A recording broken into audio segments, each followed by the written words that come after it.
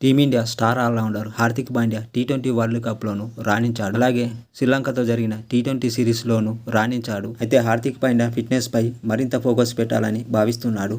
పాండ్యాకు వన్డేల్లో place దక్కాలంటే fitness తప్పనిసరి అని టీమిండియా మేనేజ్మెంట్ స్పష్టం చేయడంతో దానిపై దృష్టి సారిస్తున్నాడు. అయితే హార్దిక్ పాండ్యా ఫిట్నెస్ పై టీమిండియా మాజీ క్రికెటర్ ఆశిష్ నెహ్రా ఈ విధంగా చెప్పుకొచ్చాడు. హార్దిక్ పాండ్యా పూర్తి ఫిట్గా లేడు.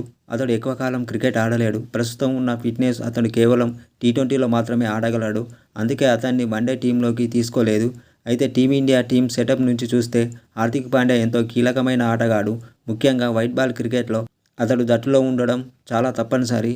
ఇది జరగాలంటే పాండ్యా ముందు ఫిట్నెస్ ఇంప్రూవ్ చేసుకోవాలి అని ఆశిష్ నెహ్రా హార్దిక్ పాండ్యా ఫిట్నెస్ గురించి ఈ విధంగా చెప్పుకొచ్చాడు. అయితే ఆశిష్ నెహ్రా గుజరాత్ టైటన్స్కు కోచ్గా ఉన్నాడు.